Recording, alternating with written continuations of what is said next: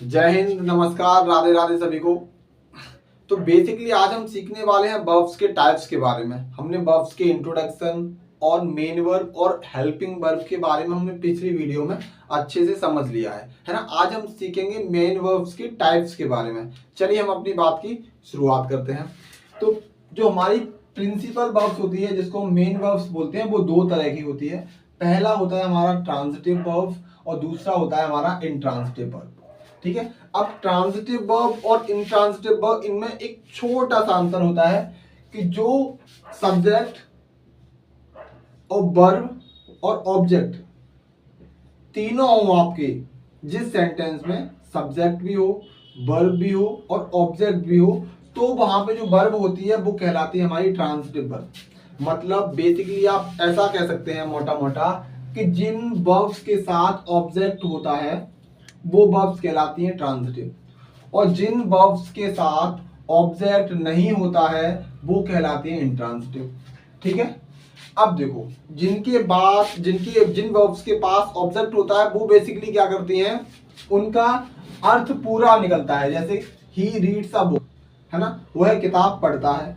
इसमें क्या है, सब्जेक्ट भी है, वर्ब भी है और ऑब्जेक्ट भी है। यानी कि जो वर्ब है इसका फल इधर दिया है, रीड, पढ़ता है क्या, किताब। अब यहाँ देखो सब्जेक्ट है हमारा, वर्ब है, लेकिन ऑब्जेक्ट नहीं है। सिंपल सा ही रीड्स, वह पढ़ता है, लेकिन आपको नहीं पता कि वह अंग्रेजी पढ़ता है, रामायण पढ़ता है या फिर भगवत गीता पढ़ता है, आपको नहीं पता। यहाँ पे आपको इसके ऑब्जेक्ट के बारे में कोई भी जानकारी नहीं दी गई है, तो ये वाली जो वर्ब्स कहलाएगी यहाँ पे, ये कहलाएगी इंट्रांजिटिव वर्ब, और यहाँ पे जो रीड्स है ये कहलाएगी आपकी ट्रांजिटिव वर्ब। ठीक है। और टाइप्स होते हैं हमारे मेन वर्ब्स के, चलिए हम आपको बताते हैं। जैसे एक आता है हमारा फाइनाइट वर्ब्स। फाइनाइट वर्ब्स क्या होती हैं, जो चेंज होती हैं किसके, according to the number of subject. मतलब एक वचन और बहुवचन, यानी कि जो अकॉर्डिंग टू किसके हिसाब से चेंज होंगी, आपके सब्जेक्ट के। सब्जेक्ट जैसा रहेगा वैसे ही हम क्या करते हैं, फाइनाइट वर्ब का यूज करते हैं। जैसे यहाँ पे आप एग्जांपल देखो, श्याम गोस, है ना। अब जो गो है उसमें हमने क्या करा, ईएस का यूज करा है, किसके अकॉर्डिंग, सब्जेक्ट के अनुसार। अब देखो यहाँ पे श्याम एक है, यहाँ पे दे क्या है, प्लूरल है, तो हमने यहाँ पे ईएस का यूज नहीं करा है। मतलब यहाँ पे जो इस वर्ब में जो बदलाव आया है वो किसके अकॉर्डिंग आया है, सब्जेक्ट के अकॉर्डिंग। और जिन वर्ब में जो बदलाव आएगा वो सब्जेक्ट के अकॉर्डिंग अगर आता है तो वो सारी की सारी वर्ब्स हमारी कहलाती हैं फाइनाइट वर्ब्स। तो मतलब आप कह सकते हैं जो वर्ब्स चेंज होती हैं किसके according to the number of subject, वो सारी की सारी होती है हमारी कौन सी, फाइनाइट वर्ब्स। अब एक होती है हमारी नॉन फाइनाइट वर्ब्स। यहाँ पे जो वर्ब्स चेंज हुई थी वो किसके अकॉर्डिंग हुई थी, नंबर ऑफ सब्जेक्ट के अनुसार। यहाँ पे जो वर्ब चेंज होगा वो होगा आपका सेंटेंस के अकॉर्डिंग। जैसे एग्जांपल में देखो आप, इसमें है आई एम प्लेइंग। ठीक है। ये मेन वर्ब क्या है, देखो आप यहाँ पे प्रेजेंट का सेंटेंस है तो इसमें आईएनजी लगी है। एक तरफ देखो दे हैव प्लेड, यहाँ पे आपकी वर्ब की चौथी फॉर्म का इस्तेमाल हुआ है, यहाँ पे वर्ब की तीसरी फॉर्म का इस्तेमाल हुआ है। क्यों, क्योंकि ये सेंटेंस बदला है तो इसने इस वर्ब ने अपना रूप बदला है ना। तो बेसिकली यहाँ पे जो वर्ब्स है ये लड़कियों की तरह काम कर रही है। किसकी तरह, लड़कियों की तरह। समय को, परिस्थितियों को देखते हुए वो अब क्या कर रही है, अपना रंग बदल रही है। कौन, वर्ब। यहाँ पे देखो प्रेजेंट कंटिन्यूअस का सेंटेंस है तो उसने अपने पीछे आईएनजी लिया।